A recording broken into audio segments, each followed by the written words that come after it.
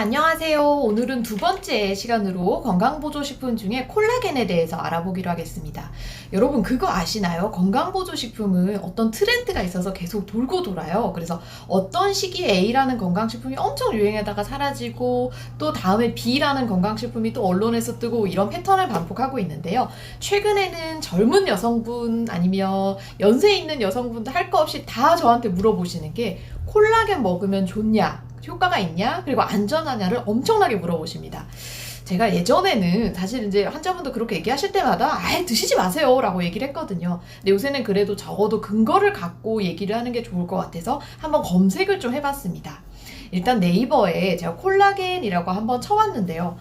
저는 이렇게 먹는 콜라겐 종류가 많은지 처음 알았어요. 검색이 뭐 한 몇백 개, 몇천 개까지 엄청나게 많이 뜨고 한국 제품뿐만 아니라 아니면 독일이나 아니면 유럽 제품들도 많이 들어와 있는 거를 알 수 있더라고요. 그러면 정말 먹는 콜라겐이 피부에 어떤 효과가 있는지 알기 위해서 전에 얘기 드렸던 펌메드라고 하는 논문 사이트를 한번 들어가 봤습니다.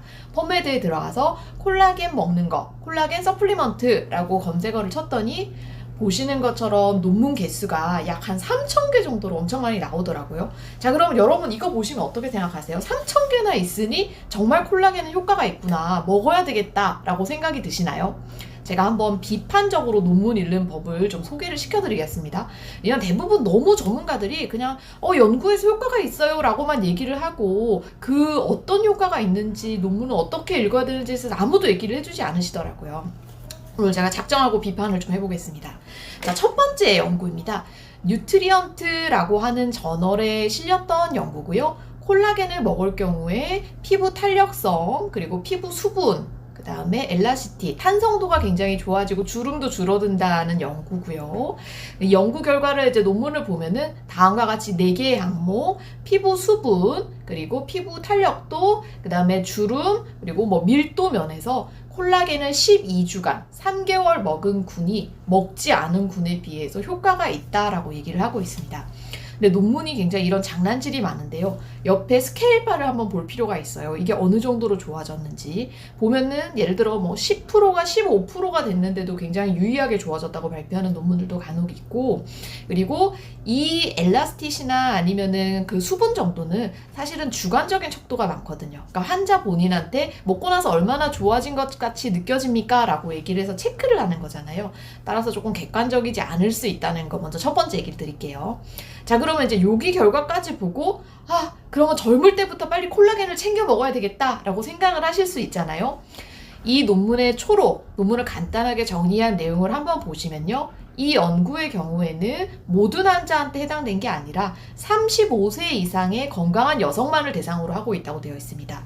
자, 그러면 언론에서 20대 젊을 때부터 빨리 콜라겐을 먹어야 됩니다 라고 얘기를 하는 거는 근거가 있을까요? 없을까요? 적어도 이 논문을 근거로 했을 때는 근거가 없는 겁니다. 그래서 35세 이상의, 그리고 또 어퍼리밋이 있는 경우가 많아요. 뭐 예를 들면 70세나 아니면 75세 정도로.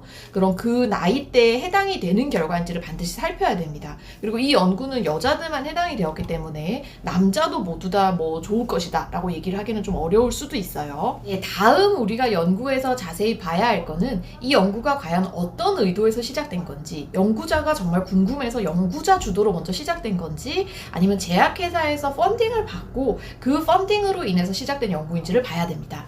이 연구 같은 경우는 독일의 제약회사에서 큐리스라고 하는 회사에서 아마 펀딩을 받았던 것 같고요. 실제 연구에서 썼던 거는 엘라스텐이라고 하는 지금 시중에 팔리고 있는 아마 독일 콜라겐 물질이었던 것 같아요. 그거에 대하고요.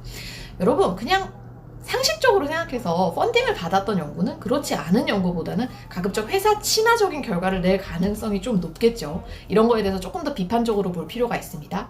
자, 그러면 선생님은 콜라겐을 먹을 건가요? 안 먹을 건가요? 선생님도 여잔데. 제가 이 결과에 대해서 영상 맨 마지막에 얘기를 좀 드리도록 할게요. 자, 논문 하나만 더 보고 갈게요. 자, 두 번째 연구도 콜라겐을 먹었을 때 피부 장벽이 조금 더 좋아지는 효과를 나타난다 라고 하는 연구고요. 이 연구 같은 경우에는 지금 약을 먹은 군과 그리고 대조군을 비교를 해서 치료를 하기 전과 하기 후에 어느 정도로 피부가 호전이 되었는지를 주로 설문지를 이용한 연구를 했습니다.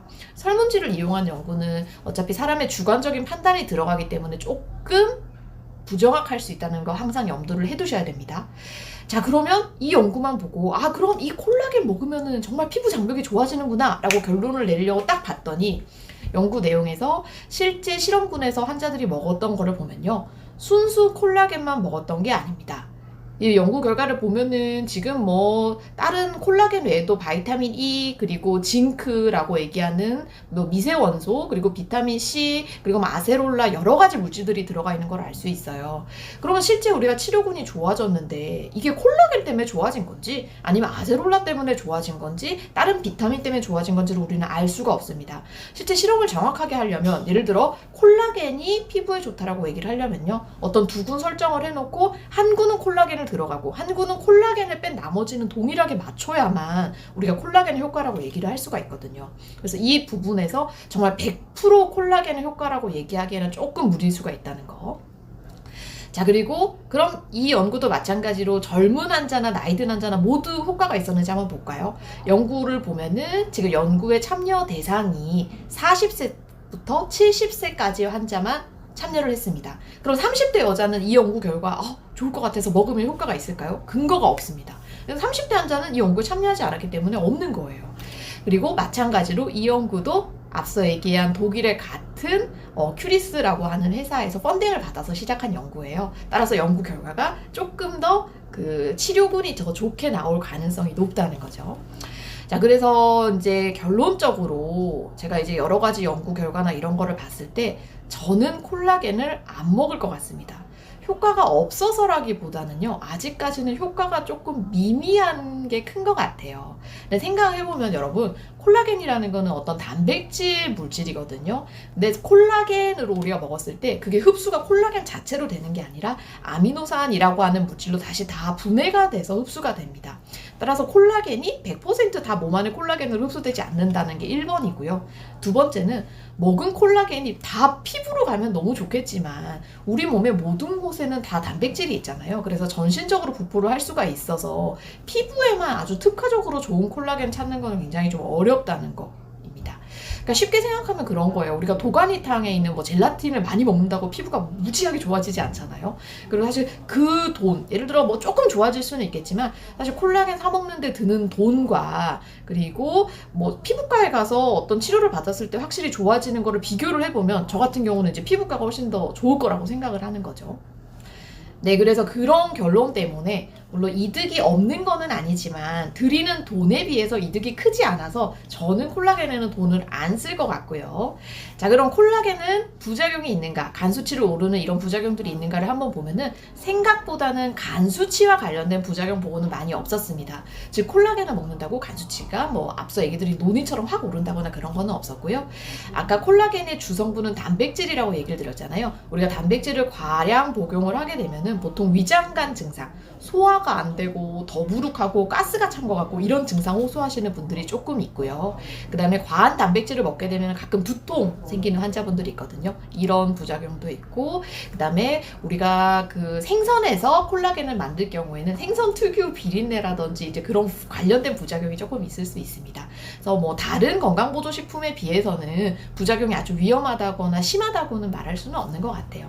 근데 결론적으로 콜라겐은 효과도 그럭저럭, 그리고 부작용도 아주 많지는 않은 편. 그러면 그럭저럭 효과에 우리가 몇십만 원의 돈을 쓸 건가? 그럼 이제 개인의 판단에 맡기겠습니다. 저는 개인적으로는 사실 건강보조식품에 대해서 많이 좀 불신하는 경향이 있어서 이렇게 결론을 좀 내릴게요. 네, 오늘도 수고하셨습니다.